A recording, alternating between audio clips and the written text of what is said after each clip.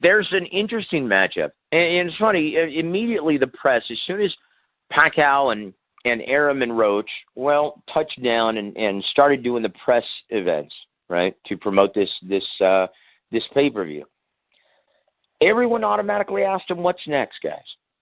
What's next for Manny Pacquiao? When is he going to fight, and who is he going to fight? And a lot of people were asking him, well, Terrence Crawford. What about Terrence Crawford? Freddie Roach said, well, that's inevitable, he thinks. If Manny keeps on winning, that's inevitable. But Bob Arum said something very interesting and said, you know what, the matchup I would love to see, I think would be a much better fan matchup.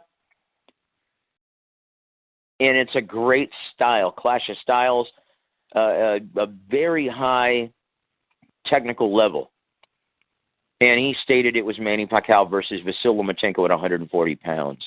Gogue, when asked about this fight, Freddie Roach stated, you know what?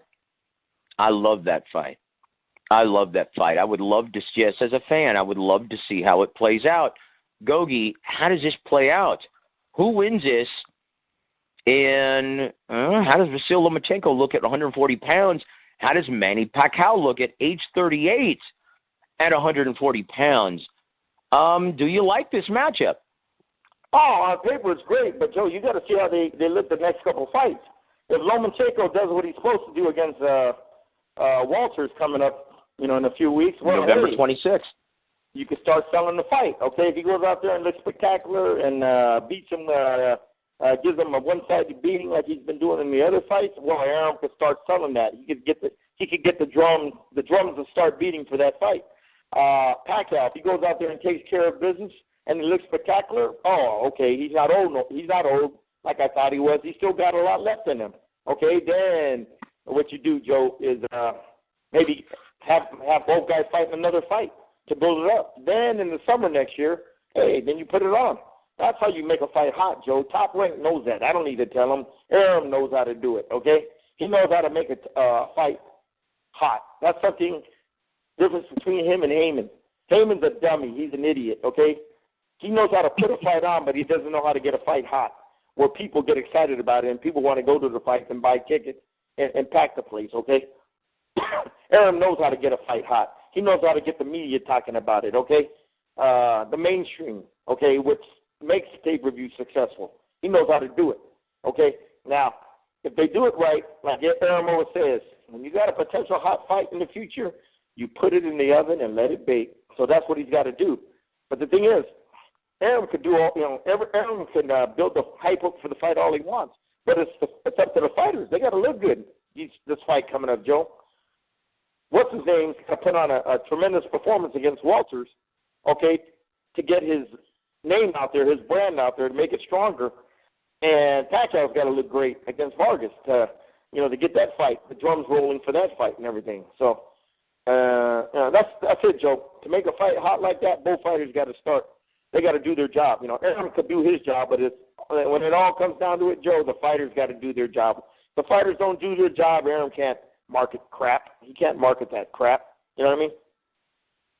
So from a technical perspective, though, Gogue, who wins that fight, man? Man, Lomachenko, if you look at him, Joe, Manny's is not really a lot bigger than the guy. They're both the same size and everything. So, physically, they're pretty much comparable as far as size. But the style, man, Lomachenko, boy, his ability, just like Pacquiao, he has great footwork. And Lomachenko, he knows how to fight every style out there, okay? He knows how to fight in the pocket. He just brings so much more to the table than Manny Pacquiao. Okay, in the pocket, he works effectively. Okay, head, body, a variety of different creative combinations he throws in the pocket. Okay, Pacquiao can't do what he does in the pocket. His head and upper body movement, Joe, is immaculate, when he gets to close range, okay? His ability to feint, his ability to mix up his different types of feints to keep you off rhythm. Stuff like that, off timing. He just brings so much more to the table, Joe. His ability to keep moving in circles. Pacquiao could do the same thing and everything. But when it comes down to Joe pressing the action, which I think he's going to have to do, he's just a lot better fighter than Pacquiao when it comes to doing that. but it's the size factor, too. Pacquiao's fought bigger guys.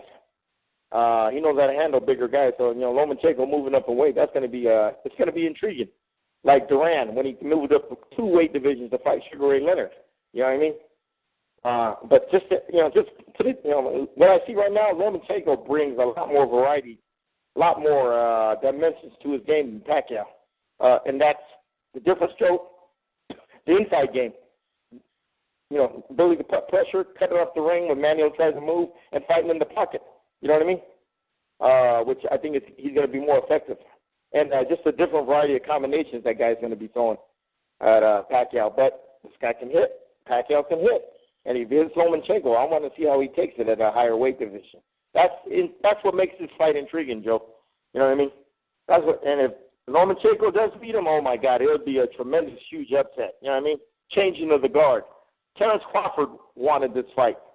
So, he wanted to beat the man, to become the man, okay? But I don't think they're going to – Freddie and Manny are going to avoid Terrence Crawford like the plague. It ain't going to happen. So, but Lomachenko, yeah, if he gets this opportunity, and, yeah, I would jump at it, Joe. I would jump at it because, hey, man, hey, he has a chance to fight a legend. He has a chance to beat a legend, to become the man in boxing, okay? And just because, and Joe, he just brings so much more. Like I said, more dimensions to the game than Pacquiao. Okay, and the biggest factor I see in his dimensions is his ability to fight inside the pocket, his ability to throw them sharp, crisp combinations, body, head, body, and his ability to not get hit a lot in the pocket, to make those defensive adjustments when you're trying to counter offensively. Stuff like that I see, Joe.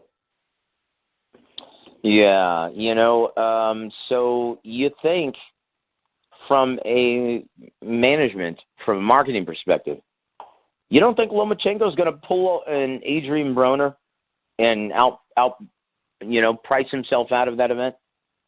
Who's his manager? Now, Egis Klimas. Okay, Absolutely. Egis Klimas is a deal maker, not a deal breaker. Okay, Egis Klimas understands.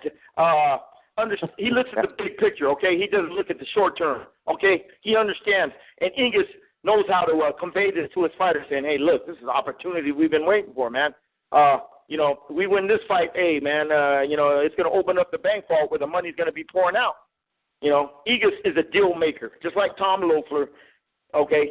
He's not a deal breaker. So that's the difference between him and a clown like Adrian Broner and that polished shit, that poison Al Heyman, okay? All right. Well, keep in mind now, Gogue, we could have, if Adrian Broner and Al Heyman been able to do business, had they been able to do business with Bob Arum several months ago, we could be seeing right now Broner versus Pacquiao. But reportedly, he turned down almost $4 million, right? Almost $4 million to face Adrian Granados on February 11th of next year. For what, $1 million? I don't even know if he's getting that much, Gogue. Okay, that should tell you how smart that idiot is, man. You know what I mean? These fighters these days, they crack me up. I laugh at these clowns nowadays, these fighters, man. I grew up in a different era from these clowns, okay?